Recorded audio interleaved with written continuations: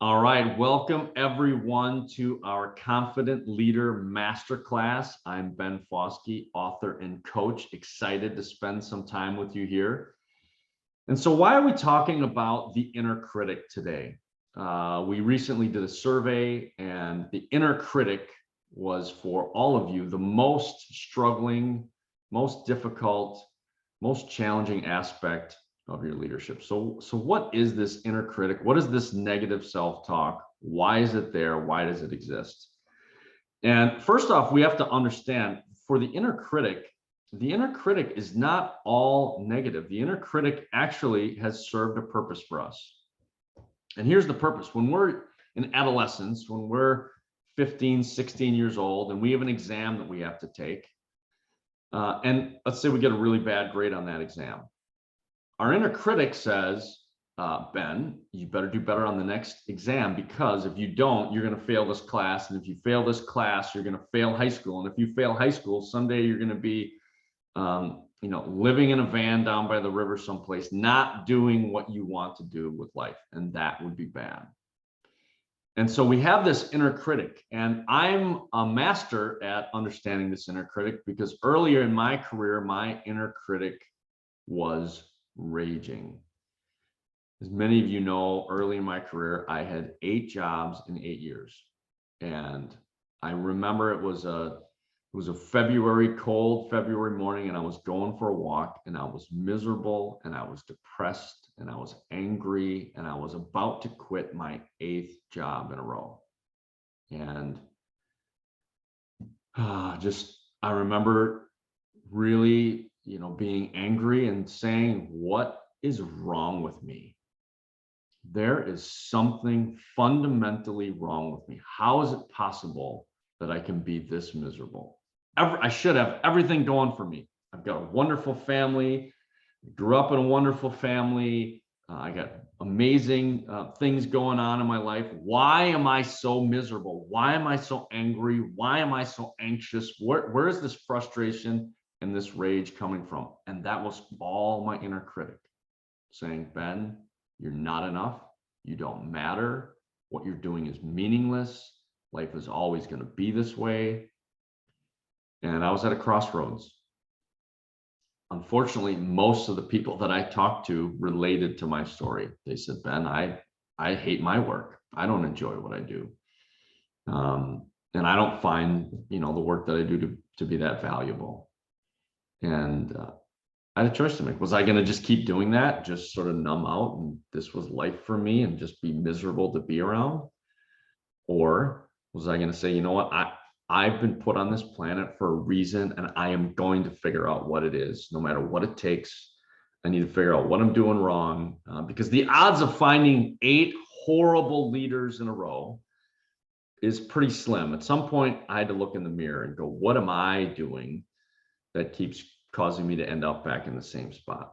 So luckily, I chose that option, and confidence was the core issue for me. And confidence is directly connected to our inner critic, that negative self-talk. So how do you think I showed up at work when I felt useless and worthless and I was disgusted with myself? How do you think I showed up? Right? It was awful. I wasn't effective. I wasn't adding value. I was frustrated. And so I went through this process of understanding, so why do we have this inner critic? If it's so destructive to us, why do we have it? Well, in that early adolescent phase, it serves us. It keeps us sharp. It keeps us aware of what expectations are and how to get better. And so we go, you know what, I'm not going to fail the test next time. So get your act together, study hard, do better. And we do. Right? We do. And we work hard. And this fear of failure is a very real thing, because we don't want to be failures in life. We don't want to be judged. We don't want to be embarrassed by our fellow classmates that see how poorly we're doing. So we study and we work hard. And then we graduate. And then we move off to either into the workforce, or we go on to further schooling. And again, we need that fear of failure. We need that drive. We need that idea of, you know what, Ben, stay sharp. You got to do better than last time. However, then we go into work, and all of these work ethic things that we have become habit. And now we show up to work on time. We we finish our work, we're productive, and yet we don't grow out of the way we talk to ourselves. And I have a question for you. What would happen in your life if you said to other people what you say to yourself? What would happen? So if you said, you're an idiot, you're a moron, I can't believe you did that, which is what we say to ourselves when we make a mistake, right? What would happen in your life if you said it to others? What would happen if you said those things to others at the place you work, in your family? You would likely be fired. You would likely have no family relationship. So why do we do it? Why do we do it? Either it is an effective strategy and other people can't handle it, or it's not an effective strategy and we shouldn't be using it with ourselves either. One of the two must be true. And we would never say those things to others. So obviously, it's not a more effective strategy. It's just what we've used to stay sharp and to stay and believing that we're going to be at our best and know that we haven't arrived and we're not arrogant. And yet, the greatest executive coaches, if you were talking to your best friend, you would never talk to that person that way. So, okay, so we've agreed now that we know that that's not the best way to perform. That's not the best way to behave, right? We agree with that. We understand that. However, what's the alternative? What do we do for ourselves? How do we replace that? And what we do is we replace it by learning how to become an inner coach, transforming that inner critic to our inner coach. That's how we do it. And so when you think about the process of becoming an inner coach for ourselves, what does that mean for us? What does that look like? And what it looks like is starting off by saying, okay, if I were struggling and my best friend came to me and they were giving me all this chronic negative self-talk, what I would tell them is to say, what's the truth of this situation? What are the facts? And in the Confident Leader formula that we're going to be talking a little bit more about, one of the secrets that we talk about or that we use is we have actually designed an assessment called the My Confidence Professional Report. And in that report, the MyCon report, we take a deep dive into the inner critic. And here's what we talk about is, first off, what triggers your inner critic? Because often when we're surprised, when we're thrown off, that inner critic is raging. It's because we're surprised or we're embarrassed or somebody caught us off guard. When I'm preparing for this session to talk to you, my inner critic ignites. What are people going to think about me? How many people are going to show up? Am I going to be effective? Am I going to be likable? Are people going to find this valuable? I've been teaching this stuff for years. It still happens to me. I was getting ready to do a keynote a little while back, and I was talking to my wife on the way before the keynote. I said, you know what? I need a new confidence story. I need a new story that's, I've been doing this a while. I've had a lot of stories, and I need a new one. She's like, you'll figure one out. So anyway, it's a women's leadership conference, and I was the keynote on the main stage the year before, and I have a breakout room that I'm teaching a session at. 85 women, all executive, really excited to spend the morning with them. And every morning when I wake up, tea is like one of my favorite things. I know some people are tea drinkers, love you. Some people are tea drinkers. I'm a tea junkie. If you saw my closet, you'd see 84 variations of tea: chai tea, black tea, English black tea, Irish black tea. Dublin black tea is the one I'm currently drinking. That's my current favorite. However, I love it. And I drink a big thermos of that every day, every morning.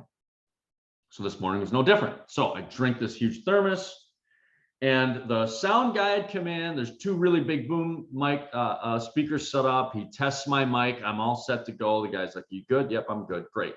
So he leaves, and I think I turned my mic off and head to the bathroom. And obviously, I've drank 40 ounces of tea, so I got to go.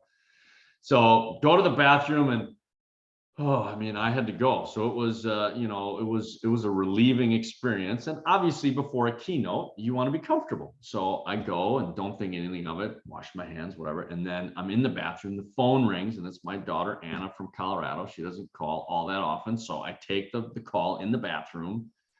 And she's like, what's going on? I'm like, well, I'm getting ready to do a keynote presentation at the Women's Leadership Conference, excited about it. And she said, oh, Shawn Mendes tickets are on sale. Like, we have to buy them right away. And I said, okay, can it wait a few minutes? I'm literally up in 4 minutes. She's like, yep, fine. So hang up, walk out of the bathroom. And Vicky Tandeschi, who was introducing me, was white as a ghost. And she's standing right outside the bathroom. And I go, oh boy, uh-oh. And she looks at me and she says, your microphone is on. She's like, we are hearing everything that you are doing. And I'm going, oh my gosh, this is not happening. This is not happening. Did not just happen. And you know, when you kind of like something weird happens and it's like life just slows down and you're like having so I'm walking this long hallway back and I'm thinking, what did I say? What did I do? And just before I go in there to the room, I realize they just heard the sound I make when I go to the bathroom, when I urinate, and that is awkward. So here I am. I'm the confidence guy, right? I'm the confidence keynote, and I'm coming into this having a major confidence crisis. And I'm going, what in the world am I going to do? So just to imagine what my inner critic was saying. Dude, how do you leave your microphone on? You've been doing this for years. Like, dude, that's like 101 rookie mistake. And now I've got all these people and this is super awkward. What am I going to say? And what are they going to think of me? And maybe I can just pretend it didn't happen. Maybe no one heard.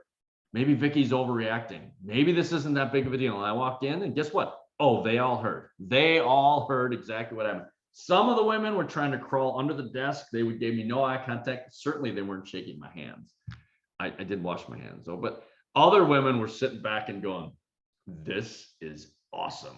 What is he going to do with this? And so again, I have a choice to make, right? Am I going to pretend it didn't happen or am I going to own it? Obviously, as an authentic confidence communicator, if I ignore it, I mean, I would have been a joke. So I had to go there. I had to own it. I had to say, yeah, well, everybody, hey, this just happened.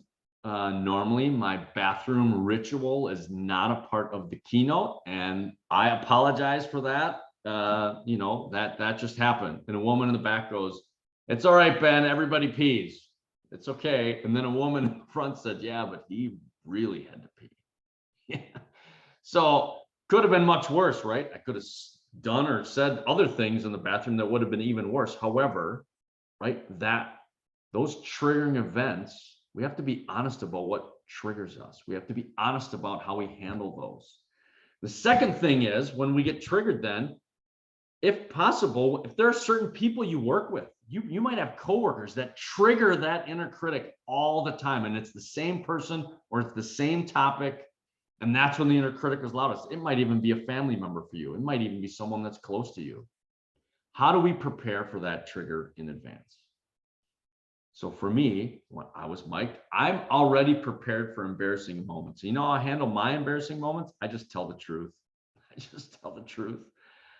Like, hey, everybody, that wasn't part of the plan, and that just happened. So now when future embarrassing moments happen to me, I'm already prepared to tell the truth.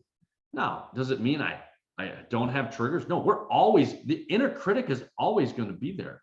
If we walk out into a dangerous street and there's cars every place, our inner critic is going to go, hey, watch out.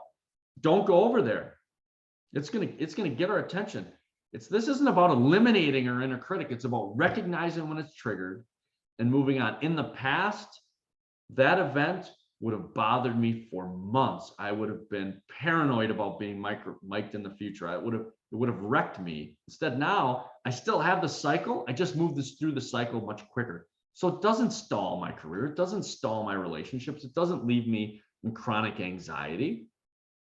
I move through that much faster. I still feel those things, but I move through that much quicker.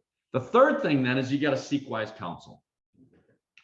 When we have our inner critic, when our inner critic is raging, so there's friends on this call, and you all know who you are, that I could go to and say, I'm struggling. This is what my inner critic this is what my negative self-talk, this is what I'm saying to myself right now. I'm saying I'm not enough. I'm saying I'm not ready for this. I'm saying this isn't going to work. I'm saying people aren't going to like me. I'm saying this isn't going to be effective. I'm saying all those things. And when we seek wise counsel, when we have someone that we really trust, they'll look us in the eyes and say, Ben, what is the truth? What is the truth?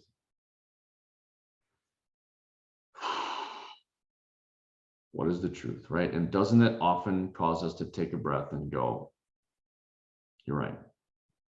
The truth is, I'm trying to help people. The truth is, I'm doing my best. The truth is, I prepared as best I could. The truth is, I can't make everybody happy. And when we can settle into that with a coach, with wise counsel that helps us get centered and refocused, right? The anxiety takes a different perspective for us. That inner critic isn't raging so loud.